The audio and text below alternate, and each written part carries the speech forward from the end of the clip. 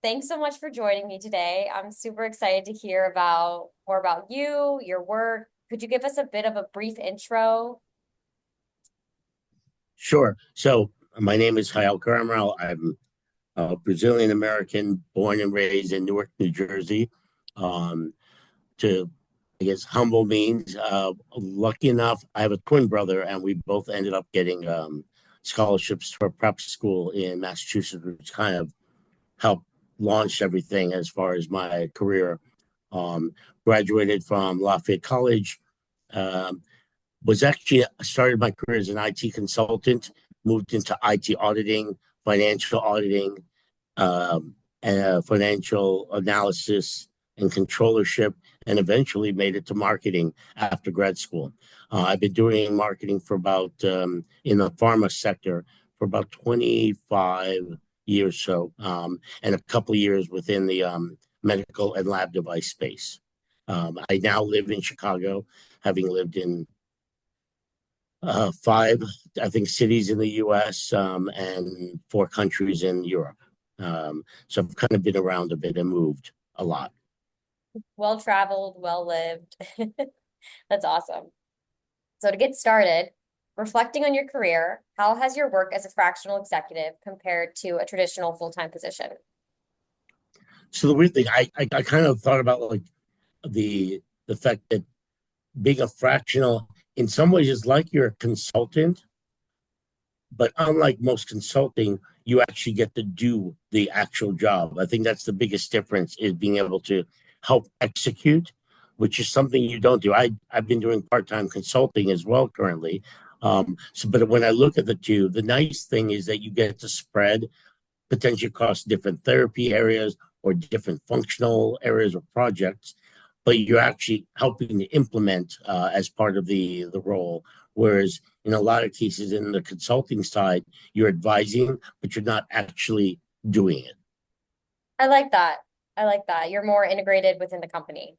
Correct. And in some ways, again, since you're often doing pieces or moving across different projects, you're still learning a lot because you're able to take something you're learning or doing in one area or have and apply it to another, kind of like throwing in more experiences and skill sets than you might normally get to otherwise.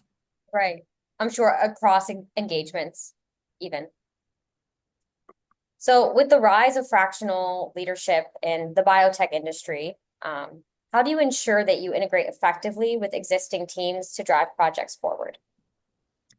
So the interesting thing I've taken what is it called, the Clifton Strengths Assessment, and the funny thing is the number one thing that shows up, it seems, on a lot of it is empathy or being an empath, which um, whether by hook or crook I learned maybe at an early age.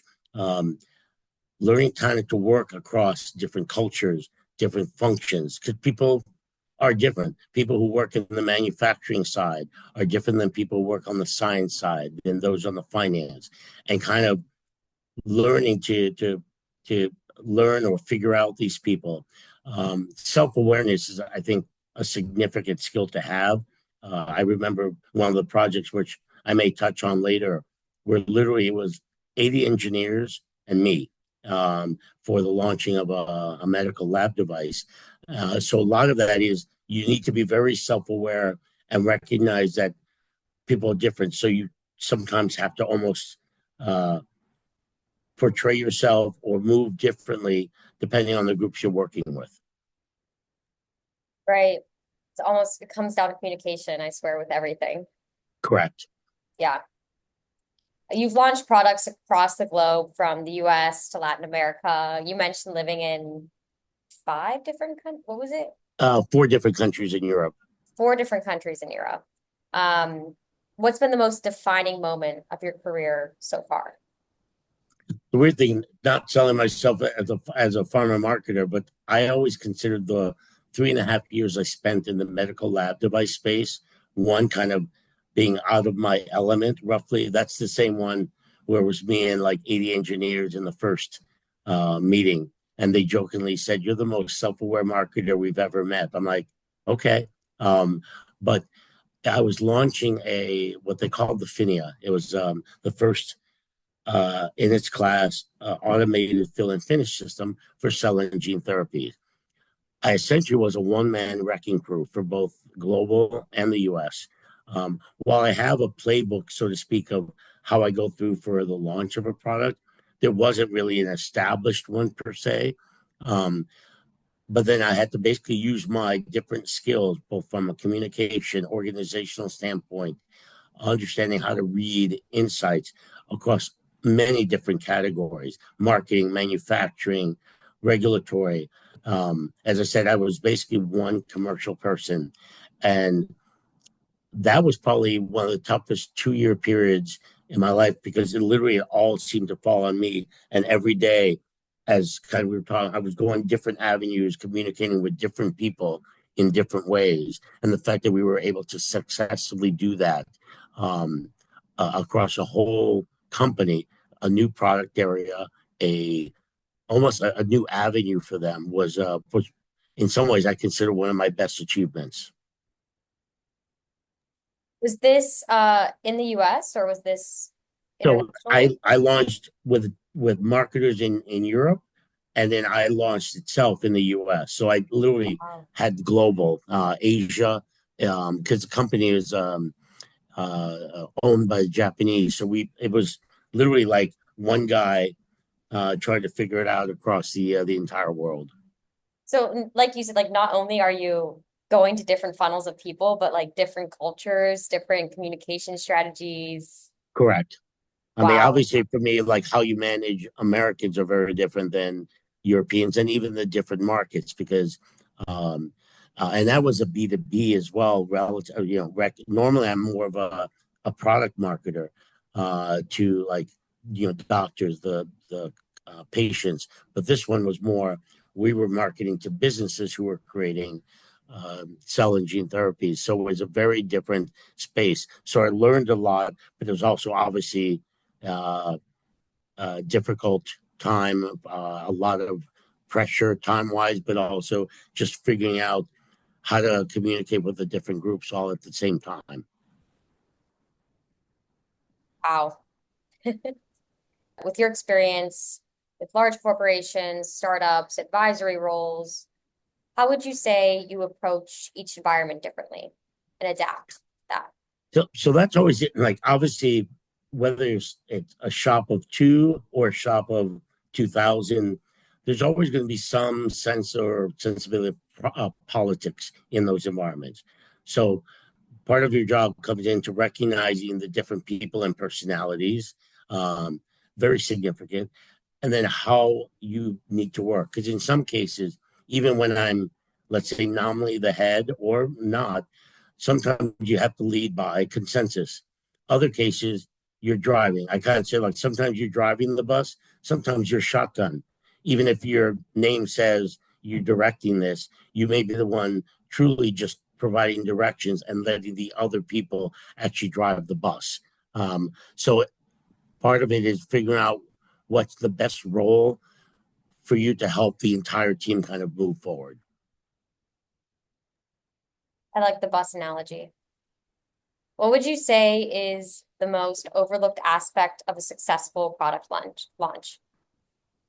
Probably the biggest thing, and again, it depends on the perspective, because you always think sales, they're selling it, and then the manufacturer's like, well, you can't sell anything unless we make it. And my thought is you have to recognize that no step theoretically is more important than the other. There's the old cliche that the chain is no stronger than its weakest link. As someone leading the launch to make it successful, you kind of need to focus on the entirety of the process and putting your energy where it is most needed or most effective to ensure that everything moves along. Otherwise, like I said, if it's a weak link and it breaks, no one wins, and you're not successful. Team player through and through. You're currently advising 26 startups right now. You have 26 projects. It's a group of it varies depending on who's more active, but around 26 to 30 different researchers who are all working on a variety of projects, and we're providing kind of an advisory role to them in a number of different areas. Um, So across those 26 projects that you're working on, what's one trend that you're seeing in these early stage companies? so the interesting, obviously, if you've been watching the last few years, especially in the cell and gene therapy space, has been difficult, let's say, in funding, and where you're getting the funds from are different. But one of the commonalities that seems across all of them, particularly on the researchers, is many of them are really almost about the science. One of the things that they seem to often lack, and it's one of the things we're pushing on, is recognizing that all whatever you're looking to do, you got to look to the end in mind, with the idea of looking at it from the perspective of the investor. Who wants to get in, some wants to get out, some want to stay the long haul. The patients, the biggest thing for them, and it's a lot that we've been working on, is how to succinctly tell the story of what you're doing, who it benefits, and how to commercialize it, um, rather than getting bogged down in the science. I mean, and you have to know your audience. We call, like, one of the work that we're doing, called the how to say it, um, because in many cases you could lose someone. It's like an elevator pitch. If you got 30 seconds, how are you going to explain the science, and the end result or the end benefit of what you're doing, to someone who may not have a science background? And that's probably the biggest hurdle we're working on today. It's interesting, like that you compare it to the elevator pitch and like you have 30 seconds on how you say it. Because I'm curious, since you've been doing this for quite some time, has that time span of like how long you actually have to say it, has that been reduced because of people's ability to hold attention? We're still working on it. Of course, there are some issues. These are Japanese, so there's language issues. So we discuss in a variety of ways. But again, it's not just the elevator pitch. It's like recognizing, sometimes you have 30 seconds, sometimes you have 5 minutes, sometimes you have a little bit more. Recognizing how to manage your story so that you keep people interested along the way and you don't lose Right. them, and the environment. So if you're at a conference, it might be more of that elevator pitch if you're talking in a at a function. But then you're sitting in investors, you might have 5 to 10 minutes. What are the key things you got to be able to do to give them more interest, or interest to learn more than what you just provided to them? Exactly. At Venturous, we work mainly with executives, executive level talent. As a leader yourself, what would you say is one leadership lesson that you learned the hard way? I guess in some ways, I get at an early age, maybe I learned, is to be humble. One of the quotes I often use in a lot of cases, especially as I meet people and figure out how to manage the pitfalls around different people personalities, I always say it's okay to be the smartest person in the room, but it's not okay to always think you are. Um, and that's a leadership lesson I early learned. I used to think I was almost too arrogant. And then I learned you don't recognize everyone's got different skills. Even, let's say, in a cross functional team, we sometimes have a tendency, oh, you're legal, you're regulatory, you're manufacturing, um, you're marketing. But recognizing that even in those specific functions, these are people who all have business experience, business skills, and recognizing to keep your ear open and listen, and not just assume that you know everything. The more you do that, the more likely you is to learn different aspects, or come up with different issues or solutions that you might not have otherwise, especially not on your own. There's so much we can learn from just the people and experiences around us. Having run over 170 races. Yeah. 23 marathons and 174 half marathons to date. I've never done a marathon. I've done multiple half marathons, but I don't know. Maybe a marathon's in me one day. Um, So having run 170 races or over 170 races, how would you say training for a race compares to a successful product launch?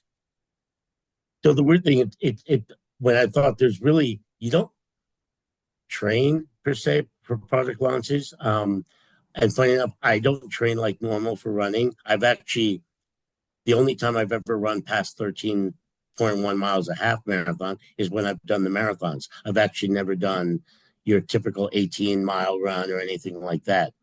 The thing that where I see the most uh, relevance between the two is the idea of mental fortitude. When I was doing that product launch for Finia, I remember our chief commercial officer jokingly like, "You always seem to have your head pointed to the ground." And I was like, "Yeah, because I'm thinking all the time about all the different things I got to do." For me, that was the whole idea: is kind of keeping my head down, mental fortitude. You do that same when you're running. People get what they call it, they hit the wall somewhere around mile 16 or 18. I typically have not done that because my thought is just keep your head down, one foot in front of the other, figure out, what your plan is in the launch. When you get to hopefully certain areas or issues, you already had some thought as to what you're going to do when you cross that mile marker and are able to get the project moving forward. But mental fortitude for me is the biggest thing I compared it to. Particularly, a lot of people get tired or burned out, um, just like with a race. But I always say remembering when I'm going to cross the finish line and how good that's going to feel. It's the like 1, 2, 1, 2, 1, 2, you Yep. know? What skill have you, oh my goodness. What skill do you use all the time in your work that you definitely didn't learn in school? So the weird thing, I was a little bit older. I was 33 when I went to get my MBA, and one of the things I noticed pretty quickly, business school, what they teach you is a lot about theory. Application comes with experience. And one of the things I picked up, obviously, because of my multicultural background, having lived in different countries, speaking different languages, and I'm one of those that when I lived somewhere or visited, I did a lot of like immersion into the culture, the food, the history to understand that with my, let's call it, empathy skills has always served me well, particularly in cross cultural, cross functional situations to be able to solve problems. I mean, the idea is that everyone is, at least can move forward, and feels involved. When you're able to do that, that one I never learned in business school. I did it beforehand. And what I learned in business school in some ways just helped me understand a little bit more about maybe why it works and then how to go back and even get better at it. This feeds so well into this next question, and it might be a bit of a repeat, but because you've worked across so many continents, what's the most insightful thing you've learned, gained from working internationally? Well, I always say most people at their core, not all, most, have certain basic similar values, and everyone enjoys when we all succeed. Sadly, I mean, sometimes you're going to have uh, people who are more, they look towards their advantage, or may only see their advantage. Um, but it might take that right experience for those folks to understand the greater benefit of kind of opening yourself up, being a little bit more humble, being open to different perspectives. Because I always say, regardless of your age, how much experience, you can always learn from other people. Um, and when you can feel it in some ways, the right people. I mean, you could be in a room and everyone knows, okay, that person in the corner is the one we have to be more careful with. I try always to work away so that in the end, we're all kind of like, you know, uh, feeling good working together towards a single goal. And surprisingly, whether it's language issues, cultural, you learn. If you learn and you open yourself up, you're more likely to have continued success. Because you have so many experiences, can I throw a few rapid fire questions at you? Sure. Okay, awesome. Quick fractional question. What do you love so much about fractional work? So again, that it's that whole in some ways keeps you on your toes because you're moving around to different stuff. You might in a standard job as well. Depends on your role, but I can often see where kind of like I said with consulting, where people will enjoy moving from different therapy areas. It's like a new experience on a regular basis, but you're still using everything in your backpack and how to apply the continuing building backpack to the different projects you get. Some may be newer or more difficult, but you have a lot of experience that you can apply whatever the situation is. And that part is kind of the fun aspect of it. When you've worked internationally, what was one of the favorite places you lived? Oh, that's an interesting one. What probably the easiest in some ways was Madrid, only because I speak Spanish. I lived in Budapest and Prague and in Switzerland. Those were in some ways more difficult because you had the daily stress of having to navigate an environment where the language isn't yours. Um, I was at a networking event recently, and the question that everyone had to answer is, "What is your superpower?" And I joked that when I lived in Switzerland once, we had a meal truck, a food truck outside. And I went out and I ordered multiple things because I was getting stuff for one of my colleagues. And the woman in the truck said something to me in German. And I said nine. And my assistant next to me was like, "Are you learning Swiss German?" I'm like, "No." Like, why do you ask? Like, how do you know what she said? I was like, "Well, I have six items here. I usually order only two. So I'm assuming she's asking me if I wanted a bag or not." She's like, "That's exactly what she asked." I'm like, "I don't need to know the language to understand the context Right. of what we're in." And I said, again, that's part of that keeping the open mind. How many languages do you speak? So it's English, Portuguese, Spanish, and I still have a decent handle on Russian. Um, Wow. I don't get to speak it much, but you gave me 3 to 6 months, and I would be functional again. I could still read and write in Cyrillic. I know how to conjugate verbs, but obviously you lose the vocabulary pretty quickly when you're not using it often. Right. Well, those are my rapid fire questions. Thanks so much Awesome. for Well, entertaining me. thank you as well. I really appreciate it. Thank you. Have a great day. I'm gonna